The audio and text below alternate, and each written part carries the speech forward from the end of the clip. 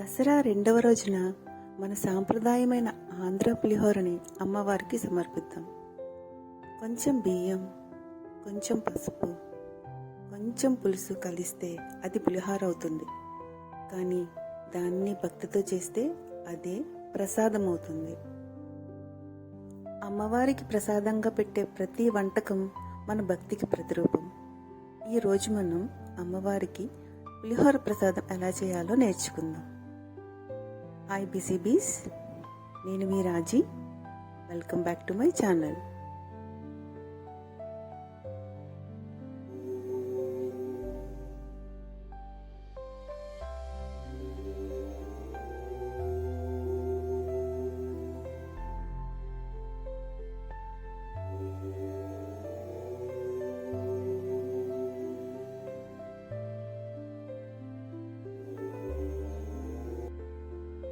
ముందుగా ఒక కుక్కర్ తీసుకొని అందులో 1 కప్ రైస్ వేసుకోవాలి.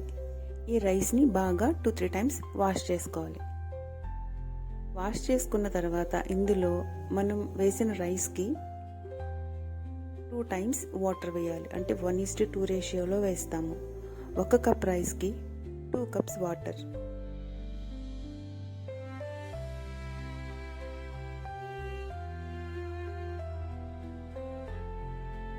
ఇప్పుడు దీనికి లిడ్ పెట్టి విజిల్ పెట్టుకొని స్టవ్ పైన పెట్టి 3 విజిల్స్ వచ్చే వరకు వేయించండి.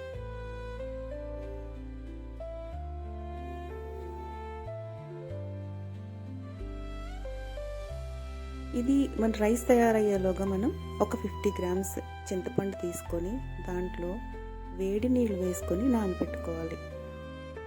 వేడి నీళ్ళు వేయడం వల్ల పులుసు మనం ఈజీగా తీయగలుగుతాము అండ్ మొత్తం మనం ఎక్స్ట్రాక్ట్ చేయగలుగుతాం. సో వేడి నీళ్ళు వేసుకొని నానబెట్టుకోవాలి.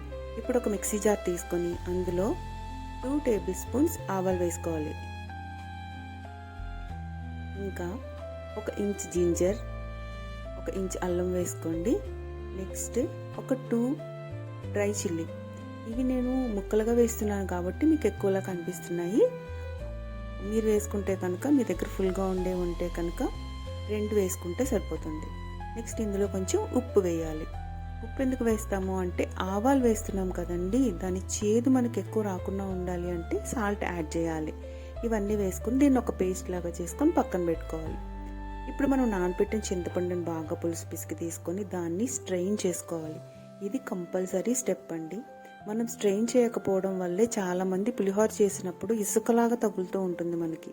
మనం ఎంత మంచి చింతపండు కొన్నా, ఎంత మంచి స్టోర్లో కొన్నా ఈ చింతపండు గుజ్జుని స్ట్రెయిన్ చేయడం అనే స్టెప్ కంపల్సరీ చేయాలి.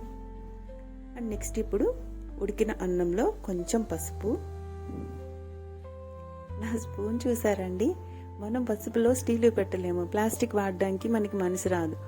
సో అందుకే నేనేం చేశానంటే దాల్చిన చెక్క స్టిక్ని అందులో పెట్టుకొని యూజ్ చేస్తున్నాను అనమాట. నెక్స్ట్ ఇందులో కొంచెం సాల్ట్, అలాగే కొంచెం కరివేపాకు, ఒక 4 పచ్చిమిర్చి చీలికలు వేసుకొని ఇవన్నీ అన్నం వేడిగా ఉండగానే వేయాలండి. మన స్టీమ్ పోగానే లిడ్ తీస్తాం కదా, ఆ వెంటనే ఇవన్నీ వేయాలి. అండ్ లాస్ట్లో ఒక 50 ml నువ్వుల నూనె వేసుకోవాలి. ఒకవేళ మీ దగ్గర నువ్వుల నూనె కనుక లేకపోతే వేరుశనగ నూనె వేసుకోవాలి. ఈ రెండిట్లో ఏదో ఒకటి వేస్తేనే దీనికి ఫ్లేవర్ బాగా వస్తుంది. ఎన్నో రకాల పులిహోరలు ఉంటాయి, అవునా అండి? అందులో ఇవాళ మనం చేసేది అమ్మవారికి సమర్పించడానికి తయారు చేసే ప్రసాదం. సో దాన్ని దృష్టిలో పెట్టుకొని మనం దీన్ని తయారు చేయాలి. అందుకే ఇది కొంచెం ముద్దగా ఉంటుందండి. అంటే అన్నం చిమడపెట్టేయమని కాదు, దాన్ని కొంచెం మంచిగా ఉడకనివ్వాలి. అట్లాగే మనం ఇవన్నీ కలిపిన తర్వాత దాన్ని కొద్దిగా నొక్కి అణిచిపెట్టి పక్కన పెట్టండి. ఎందుకనంటే అది మొత్తం మగ్గుతుంది. ఈలోగా ఒక బాణలి తీసుకొని అందులో కొంచెం ఆయిల్ వేసుకొని 2 టేబుల్ స్పూన్స్ సరిపోతుంది. ఇది కూడా పప్పు నూనె కానీ వేరుశనగ నూనె కానీ వేసుకోవాలి. అందులో 1 స్పూన్ ఆవాలు, 1 స్పూన్ మెంతులు కంపల్సరీ వేసుకోవాలి. వేసి మెంతుల్ని ఎర్రగా వేగనివ్వాలి. ఈ మెంతుల ఫ్లేవర్ చాలా బాగుంటుందండి. మనకేమి పులిహోర తినేటప్పుడు అవి తగలవు, బాగా వేగిపోతాయి కాబట్టి. అలాగే అందులో కొంచెం కరివేపాకు, అలాగే మీ దగ్గర ఇంగువ ఉంటే కనుక ఇంగువ. కానీ ఇంగువ వేసుకోవడం వల్లే ఈ పులిహోరకి ప్రసాదం రుచి వస్తుంది. అంటే మనకి గుడిలో చేసే ప్రసాదం లాగా రావాలి అంటే కనుక ఖచ్చితంగా ఇంగువ అనేది వేసుకోవాలి. ఇది బాగా వేగిన తర్వాత మనం ఆల్రెడీ తీసి పెట్టుకున్నాం కదా చింతపండు పులుసు, దాన్ని దీంట్లో యాడ్ చేసుకోవాలి. యాడ్ చేసుకున్న తర్వాత ఈ పులుసు అంతా చిక్కబడే వరకు దాన్ని గరిటెతో కదుపుతూ ఉండాలి. మనం వేసేసి కనుక వదిలేస్తే అది అడుగంటేస్తుంది. అందుకని దాన్ని మధ్య మధ్యలో కలుపుతూ ఉండాలి. ఫస్ట్లో పెద్దగా కదపకపోయినా పర్లేదండి, ఉండే కొద్దీ చిక్కపడుతుంది కాబట్టి అంటేస్తూ ఉంటుంది. సో దాన్ని కదుపుతూ ఉండాలి.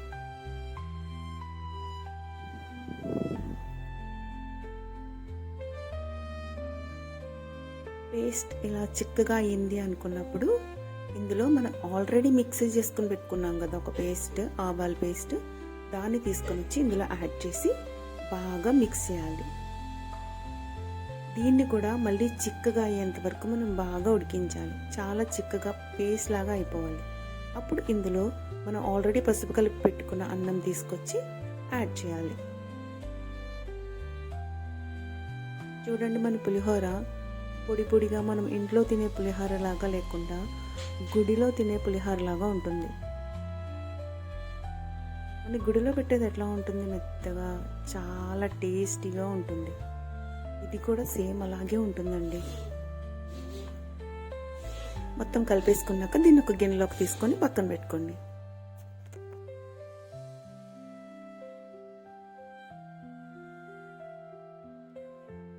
ఒక కడాయి తీసుకొని, ఏంటి మళ్ళీ కడాయి అంటుంది అనుకుంటున్నారా? ఈ తాలింపు వేస్తేనే ఆ పులిహోరకి రుచి వస్తుంది. ఒక కడాయిలో కొంచెం ఎక్కువ వేయండి ఆయిల్, ఒక 30 ml వరకు ఆయిల్ వేసుకొని అందులో ఎక్కువ వేరుశనగ గింజలు వేయండి. వాటిని కొంచెం వేపిన తర్వాత ఒక 2 టేబుల్ స్పూన్స్ పచ్చిశనగపప్పు, 2 టేబుల్ స్పూన్స్ చాయ్ మినపగుళ్ళు, అలాగే ఇవన్నీ వేసుకొని వీటిని బాగా ఎర్రగా వేగనివ్వాలి. ఈ తాలింపు చాలా ఎక్కువ వేగాలండి, అలా అని మాడపెట్టేయొద్దు, బాగా ఫ్రై చేసుకోవాలి. నువ్వుల నూనె వేయడం వల్ల నురుగు ఎక్కువ వస్తుందండి.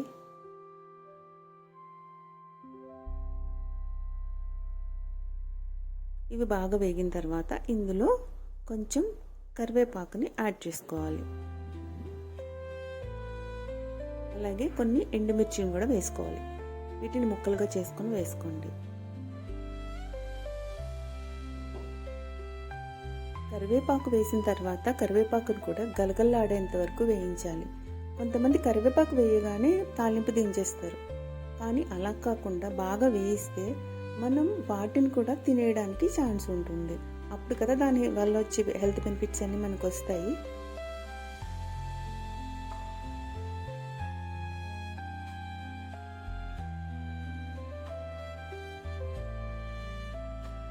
చూడండి, ఎర్రగా వేగిపోయాయి, అందుకనే మనకు నురుగు కూడా తగ్గిపోయింది.